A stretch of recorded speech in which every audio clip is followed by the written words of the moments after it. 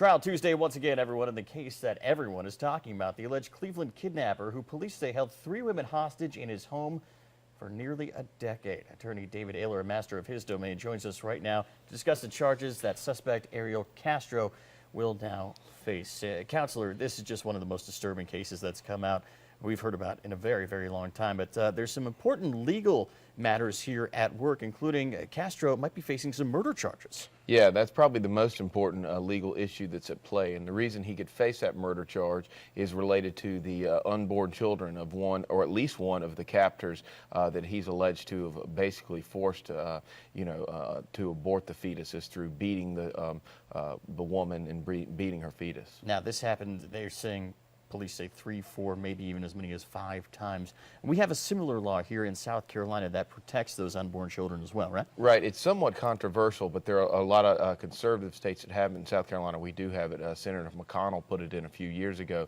And essentially what it says is that an individual can be charged with murder of an unborn child if the child was basically killed in a violent manner, like through ingesting drugs or beating the child, that sort of thing. And so they can actually charge that person for murder for killing that unborn child, which obviously abortion is still legal, so it's completely unrelated to that. It's for the violent death of the child. As an officer of the court, you, of course, are shackled by the burden of proof. Now, let's say that the police, the investigators, and eventually the prosecutors in this case in Cleveland, how are they going to prove that? Because right now, it's pretty much her word versus their word in terms of that law and those unborn children. That's a good point. One thing they're going to be looking at, and I know they are right now, is just evidentiary issues within that house.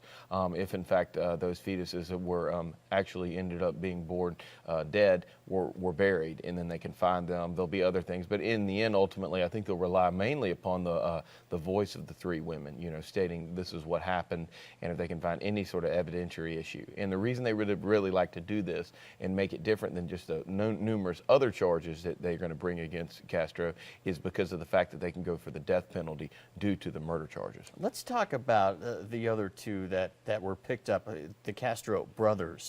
They brought 3 suspects in. The police said that they have cleared the other 2 brothers in connection with kidnapping those 3 women. How is that possible? How did they not know?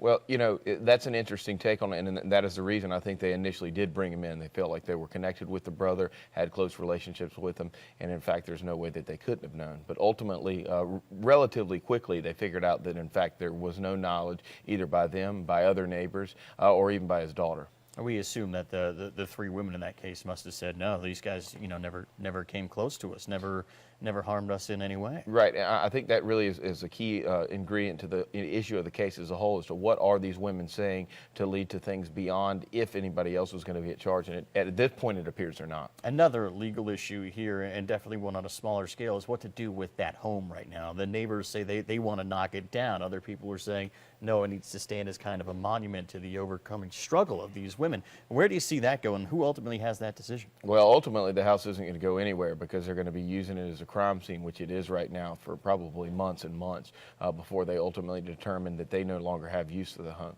At that point, legally speaking, it's still in the name of Castro, so to be able to just do anything with it is going to be difficult because regardless of what his status is criminally, it is still his property. Can the city of Cleveland and their neighborhood association come in and say, you know what, we're gonna take this, we want an eminent domain, and just demolish the thing so nobody has to suffer through that anymore? There are potential legal remedies that they would have, but ultimately also could be part of some sort of plea deal that he agrees to, release his ownership in the home so that they can then move it to something else. Certainly a disturbing case and one we will be keeping an eye on. Attorney David Aylor, thank you so much for your time as always, sir. Thanks for having me. Pleasure to have you here. Stay with us. We'll be right back with more Low Country Live after this.